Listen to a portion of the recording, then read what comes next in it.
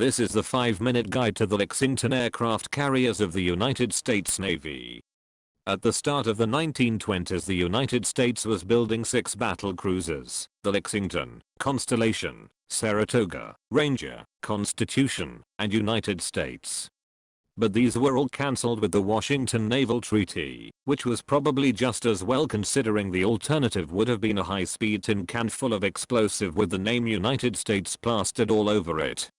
Anyway, at the time the Lexington and Saratoga were the most advanced in construction, so they were designated for conversion to aircraft carriers, to prevent the loss of all the invested money.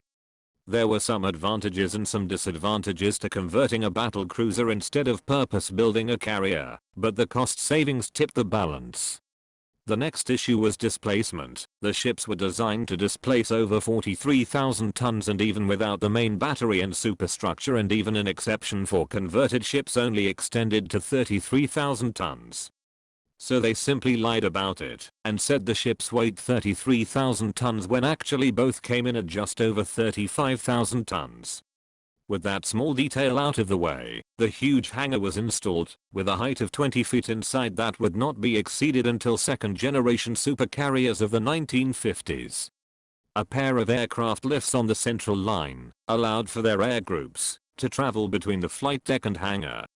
Initially a flywheel-powered catapult was installed, but this was later taken out as unnecessary. The air group was planned at 78, but this increased once the practice of tying up spare aircraft in the loft heights of the hangar was adopted, this number rising to a maximum of 90 airframes in total.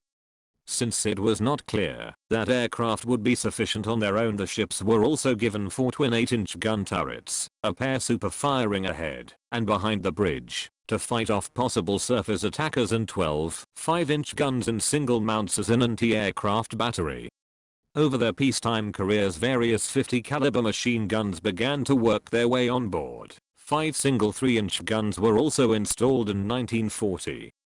The ships started to diverge at this point, both ships receiving 5 quadruple 28mm mounts in 1941, but with Lexington having her 8-inch guns replaced by 7 additional quadruple mounts, whilst Saratoga had her 8-inch and 5-inch guns replaced by modern 5-inch guns in 1942 along. With her machine guns being replaced by 20mm cannon, with 52 of these installed on the Saratoga alongside 23 quadruple, and a pair of twin 40mm mounts replacing the 28mm mounts by the end of the war. Both ships were used to refine carrier tactics before World War II broke out, and were not present during the Pearl Harbor attack. The Lexington was actually on her way to deliver fighter aircraft to Midway Island when the attack happened, and her mission was cancelled when news reached her. The war itself was a very active affair for both ships. The Lexington was sent to raid the Marshall Islands to distract from the Saratoga's mission to reinforce Wake Island, but this raid was cancelled, and the Japanese captured Wake Island before Saratoga's mission could get there anyway. Lexington was then ordered to attack Wake Island, but the tanker with fuel supplies was torpedoed and sunk by the Japanese, cancelling that mission as well. Next, the Lexington tried to attack the Japanese base at Rabaul, only to be spotted and attacked, in turn, by Japanese bombers. Luckily this base did not have any torpedoes, and the bombs there did have all missed. Finally, in February 1942, a successful raid was launched alongside the Yorktown, sinking and damaging a number of Japanese transport ships. Still working with the Yorktown, the Lexington next took part in the Battle of the Coral Sea. Initially the battle went well, with Lexington's aircraft crippling the light carrier Shoho, which was then finished off by the Yorktown's flight group. A number of Japanese attacks were upheld with significant Japanese losses. The next day's operation started on a high note, with both American carriers crippling the carrier Shokaku, but the Japanese counterattack scored a pair of torpedo hits followed by a pair of dive bomber hits along with some damaging near misses.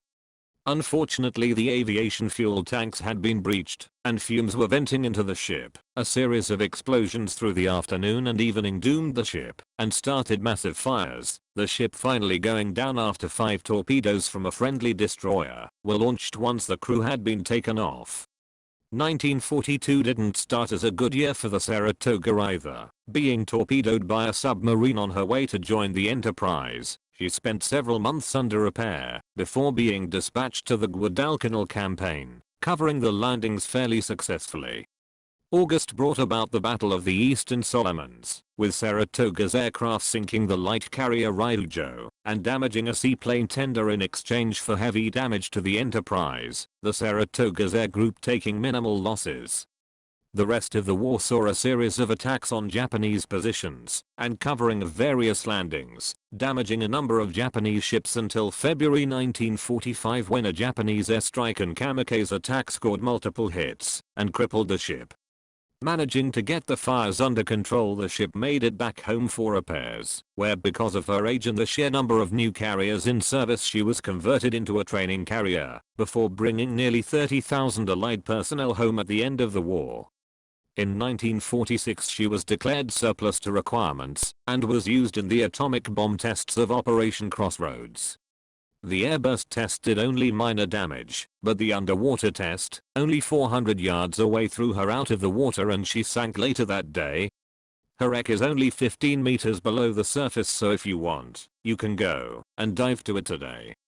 That's it for this video. Thanks for watching. If you have a comment or suggestion for a ship to review, let us know in the comments below.